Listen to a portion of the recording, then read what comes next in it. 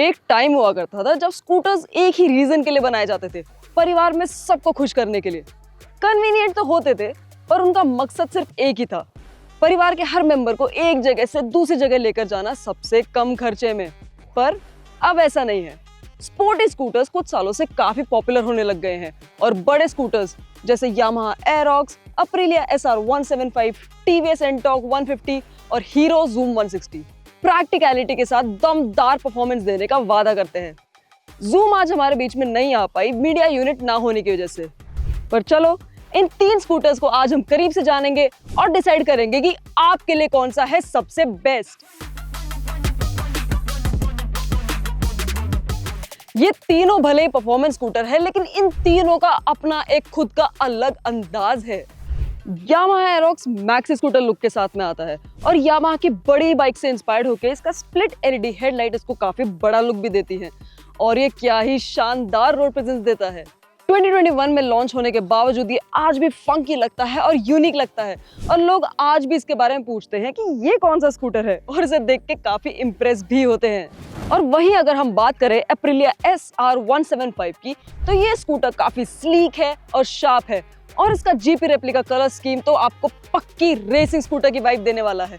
पर वहीं इसके प्लास्टिक्स की क्वालिटी उतनी अच्छी फील नहीं होती है, स्विच गियर भी थोड़ा सा फ्लिम्जी लगता है एंड ओवरऑल क्वालिटी भी बाकी दोनों स्कूटर के बराबर नहीं लगती है।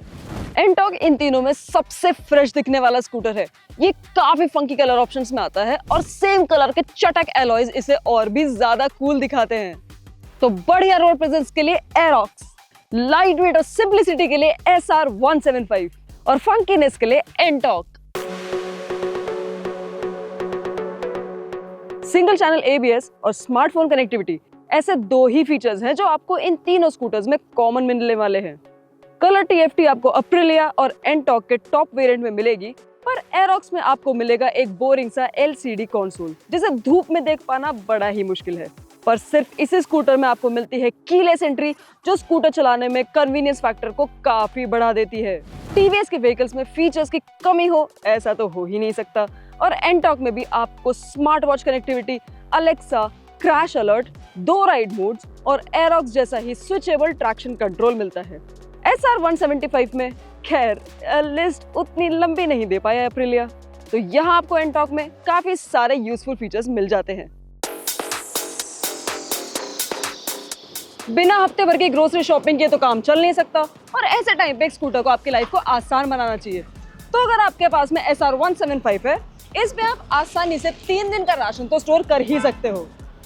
और अगर आपके पास में है एंटॉर्क, तो इसमें आप आराम से 1 हफ्ते का राशन स्टोर कर पाओगे।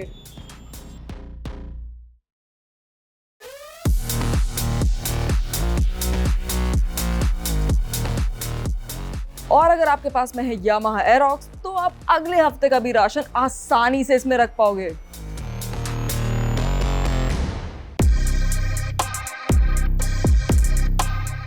SR 175 की सीट थोड़ी नैरो है, कॉम्पैक्ट है और फर्म भी है। मेरे जैसे एवरेज बिल्ड के साथ भी इस पे कंफर्टेबली बैठ पाना थोड़ा सा मुश्किल लगता है और अगर आपकी हाइट थोड़ी कम है तो और दिक्कत वाली बात है, क्योंकि इसकी सीट थोड़ी सी ऊंची भी है और आपके पिलन की भी इस पे सेम ही हालत होने वाली है, क्योंकि उनके पास भी इस पे ज्यादा स्पेस नहीं बचती है।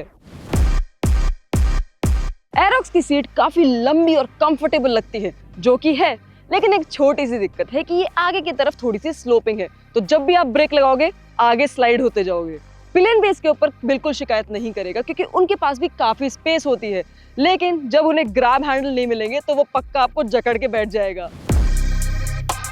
एंटॉर्क की सीट राइडर और पिलियन दोनों के लिए ही कंफर्टेबल और स्पेशियस है। पिलियन फुट पैक पोजीशन भी डिसेंट है, जिसकी वजह से आराम से पिलियन लंबे टाइम के लिए इस पे बैठ सकते हैं। स्पोर्टी राइडिंग में अप्रिलिया माहिर है और SR 175 भी काफी शानदार है। इसका एक्सेलरेशन काफी क्विक और एक्साइटिंग है, मतलब शहर के ट्रैफिक को पीछे छोड़ना बस एक थ्रॉटल के ट्विस्ट की दूरी पे है।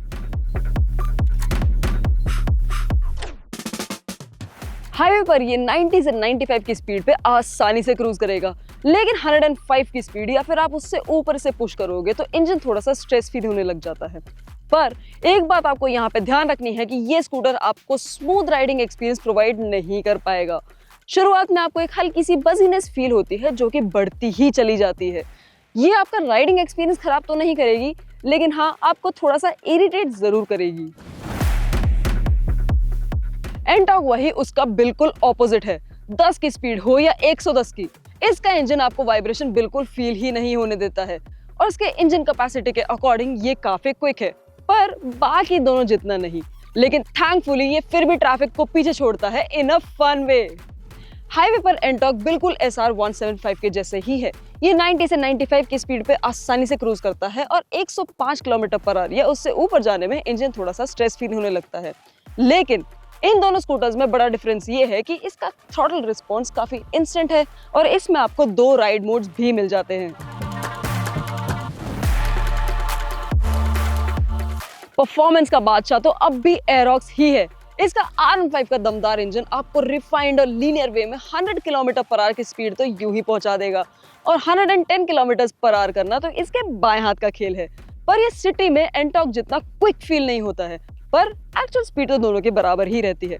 इसका असली रूप तो हाईवे पर निखर के आता है, जहां पे ये काम और स्टेबल टूरर का रोल बड़े अच्छे से निभाता है। इंडियन रोड्स, जितनी कम इनकी बात की जाए उतना ही बेहतर है और इन सड़कों को संभालने के लिए इन तीनों में से 2 स्कूटर तो बिल्कुल तैयार हैं।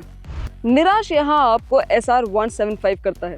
अप्रिलिया ने अपने स्पोर्टी स्कूटर के सस्पेंशन को फिर से काफी फर्म बनाया है, जिससे खराब सड़कों को ये आसानी से एब्जॉर्ब नहीं कर पाता। यहाँ तक कि स्मूथ रोड्स पर भी ये स्टिफ लगता है और थोड़ा इरिटेटिंग लगने लग जाता है। यामाहा ने इंडियन ऑडियंस के सुझाव को ढंग से सुना है और इस न्यू जेन एरोक्स को काफी बेटर राइड दिया है। फ्रंट सस्पेंशन काफी सॉफ्ट है और राइड करने में काफी बेहतर फील होता है, पर कभी कभी ये थोड़ा ज्यादा ही सॉफ्ट फील होने लगता है और बड़े बम्प्स में बॉटम आउट भी हो सकता है। टीवीएस ने एंटॉर्क के सस्पेंशन में तो बिल्कुल 4 चांद ही लगा दिए हैं। अच्छी सड़कें, खराब सड़कें, टूटे हाईवे पैचेस, बड़े गड्ढे हो या छोटे स्पीड ब्रेकर्स, ये सबको एफर्टलेसली संभालता है। हाँ, ये एंटॉर्क 125 जितना सॉफ्ट और कंफर्टेबल फील तो नहीं होगा, पर और बेहतर लगेगा जब आप इसे ज्यादा स्पीड में राइड करोगे।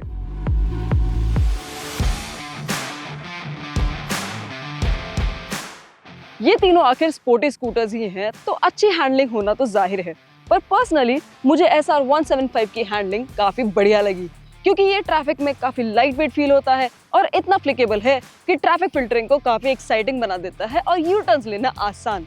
और हाईवे पर भी ये काफी प्लांटेड फील होता है इतने स्लीक होने के बावजूद। पर ब्रेकिंग में फिर से SR 175 ने निराशा ही दी है। इसका ब्रेकिंग फीडबैक उतना अच्छा नहीं है और आपको लीवर काफी टाइटली पुल करना पड़ता है स्कूटर को सेफली रोकने के लिए। एंटॉर्क की हैंडलिंग में खामियां निकालना काफी मुश्किल है। ये भी काफी फ्लिकेबल है, लेकिन SR 175 जितना नहीं, जिसकी वजह से ये काफी स्टेबल फील होता है और कॉर्नरिंग के दौरान भी ये अच्छे से लाइन होल्ड करता है, जिसकी वजह से लीन करने में काफी कॉन्फिडेंस मिलता है। हाईवे पर भी ये एफर्टलेसली लेन शिफ्ट करता है और इसकी ब्रेकिंग भी स्पॉट ऑन है।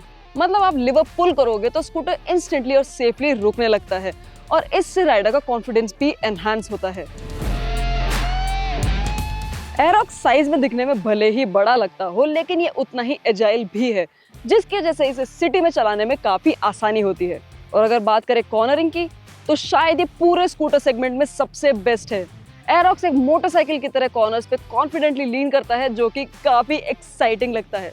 और अगर बात करें इसकी ब्रेकिंग की, तो वो भी आपको इंस्टेंटली रोकती है और इसका ABS सेफ्टी इंश्योर करता है। हैंडलिंग तो इन तीनों स्कूटर्स की एक से बढ़कर एक है, लेकिन SR 175 की ब्रेकिंग परफॉर्मेंस थोड़ी सी और बेहतर हो सकती थी। तो आपको इन तीनों में से कौन सा स्कूटर लेना चाहिए? अगर आप ज्यादातर शहर में राइड करने वाले हो और आपको चाहिए एक शहर के ट्रैफिक को टैकल करने के लिए स्लीक, लाइट वेट और क्विक स्कूटर, तो SR 175 आपके काफी काम आने वाला है। ये आपको उतना ही एक्साइटिंग फील कराता है जितना हमारी खराब सड़कें कराती है। तो अगर आप कॉम्प्रोमाइज प्रैक्टिकलिटी और स्टिफ सस्पेंशन के साथ में रह सकते हो, तो ये एक काफी अच्छी चॉइस है। पर अगर आप एक बैलेंस बिग स्कूटर ढूंढ रहे हो जो परफॉर्मेंस, प्रैक्टिकलिटी और फीचर्स तीनों में ही माहिर हो और आपके पड़ोस वाले अंकल के बेटे और बेटी को भी जलाने का मन हो, तो एंटॉर्क रहेगा उसके लिए सबसे बेस्ट। फंकी लुक्स और कलर्स, थ्रिलिंग परफॉर्मेंस, बढ़िया प्रैक्टिकलिटी और सेफ ब्रेकिंग के साथ में ये बनता है एक कंप्लीट स्पोर्टी स्कूटर। और इन तीनों में से मेरी चॉइस भी यही रहेगी। पर अगर आपको एक एक्चुअल बिग स्कूटर वाला फील चाहिए, वो तो आपको एरोक्स ही दे सकता है। ये जब भी सड़कों पे चलती है शानदार लगती है। रिफाइनमेंट प्रो मैक्स और बढ़िया हाई स्पीड स्टेबिलिटी के साथ में ये एक इजी रिकमेंडेशन बनती है उन लोगों के लिए जिन्हें चाहिए मोटरसाइकिल वाली फील और परफॉर्मेंस एक स्कूटर के अवतार में। और इसके R15 वाले इंजन की रिलायबिलिटी भी अनमैच्ड है, जो इसे बनाए रखती है इंडियाज बेस्ट बिग स्कूटर। इन तीनों में से आप कौन सा स्कूटर लेने का प्लान कर रहे हैं, हमें कमेंट सेक्शन में जरूर बताना। और अगर आपको इनके बारे में ज्यादा इन्फॉर्मेशन चाहिए तो वो आपको BikeDekho.com पे मिल जाएगी। अगर वीडियो अच्छी लगी तो चैनल को सब्सक्राइब कर लेना। मैं हूं दीपांशी और मैं आपसे मिलूंगी अगले वीडियो में।